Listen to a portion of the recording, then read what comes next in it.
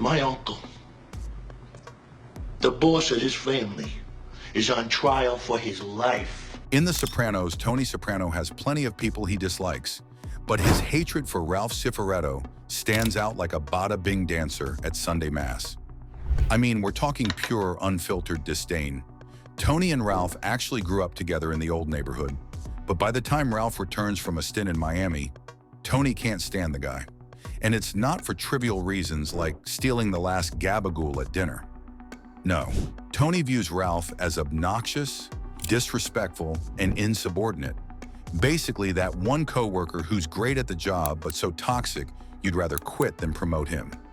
In fact, Tony passes Ralph over for a promotion to capo, despite Ralph being the crew's top earner, simply because he despises him so much. From the get-go, Ralphie rubs Tony the wrong way. He comes back to Jersey acting like he owns the place, calling the April crew my crew, which Tony as boss does not appreciate.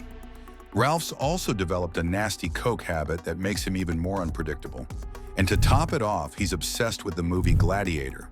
Yes, the Russell Crowe "Are you not entertained?" flick. Are you not entertained? And he won't shut up about it. Picture a 40-year-old mobster play-acting gladiator scenes at the strip club. Ralph literally swings a chain around at the Bada Bing, trying to reenact the Colosseum, nearly taking out the bartender's eye. Are we not entertained? Tony sure isn't. Ralph's gladiator shtick and constant inappropriate jokes make everyone uneasy. This guy has zero filter. He'll crack a joke at a crime scene or insult someone at a funeral if he feels like it. In one instance, after a rival's nephew is beaten into a coma, Ralph quips, "Look at the bright side. He wasn't that smart to begin with." Gonna be fine. Well, look at the bright side. Wasn't that smart to begin with? Demonstrating his total obliviousness to time and place. So even before the worst incidents, Tony's thinking, Jesus Christ, I gotta deal with this Gavone. It's the classic scenario, the boss forced to tolerate a high-performing employee who's also a monumental pain. Ralph's an earner, bringing in big money from a construction racket, so Tony tries to swallow his hate for the sake of business. But as we'll see, Tony's patience has limits, and Ralph barrels past those limits time and again. The first major crack in Tony's restraint comes in the Season 3 episode University. This is the infamous Tracy incident, and it's a big reason Tony loathes Ralph. Tracy is a 20-year-old stripper at the Bada Bing, young enough to be Tony's daughter, and she's pregnant with Ralph's child.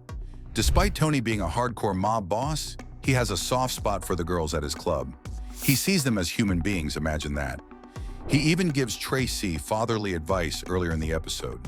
Ralph, on the other hand, is dating her and treats her like garbage. One night outside the club, Ralph and Tracy get into an argument. In a drug-fueled rage, Ralph brutally beats Tracy to death. Yes, kills her with his bare hands, even bashing her head against a guardrail. It's one of the most shocking, heinous scenes in the series. The girl is pregnant with his baby, and he kills her over a petty insult. That's the caliber of sociopath we're dealing with in Ralph. When Tony and the crew find Tracy's lifeless body in the back lot, Tony is livid. This is a crucial moment. Tony snaps and does something a boss isn't supposed to do. He starts punching Ralph in the face. Remember, in mob culture, a boss can't just assault a made man without consequences. Ralph yells, "I'm a made guy!" I'm a made guy! Trying to remind Tony of the rules. But Tony doesn't care in that moment. To hell with the rules. Ralph murdered a young woman Tony knew. Of course, Tony can't openly say, "You killed an innocent girl and I'm punishing you," because in their twisted code, Tracy was nobody. So Tony growls a flimsy excuse. He disrespected the Bing. In other words, Ralph tarnished the honor of the strip club. Yes, that is as ridiculous as it sounds, but it's the only justification Tony can offer that won't get him in hot water with his own captains. Silvio later points out that Tony's outburst technically violated Mafia code, and others agree Tony overstepped. But from Tony's perspective, Ralph crossed a moral line that Tony, ironically for a thug who's killed before, isn't willing to ignore. Tony saw Tracy as a beautiful, innocent creature, his own words, and Ralph stomped her to death. This incident plants a deep seed of hatred in Tony's heart. He hates Ralph for killing an innocent, an unborn child in such a cruel fashion, and probably hates himself a little for not being able to avenge her properly at the time. Dark humor aside, it's like Tony has a mental post-it note. Ralph killed Tracy. One day I'll deal with him. And Ralph's reaction doesn't help. The guy shows zero remorse. In fact, when Johnny Sack later asks him about the incident, Ralph's excuse is essentially, "She was a whore. She hit me. And that wasn't my kid she was carrying." Charming, right? Ralph reduces the murder of a young pregnant woman to a business-as-usual insult. Tony hears this, and internally, you can imagine, he's screaming. After Tracy's death, Tony refuses to even speak to Ralph for a while, creating a tense Cold War within the family. Tony only begrudgingly lets Ralph back into favor when circumstances force his hand, specifically when Gigi, the capo Tony chose over Ralph, dies suddenly of a heart attack on the toilet.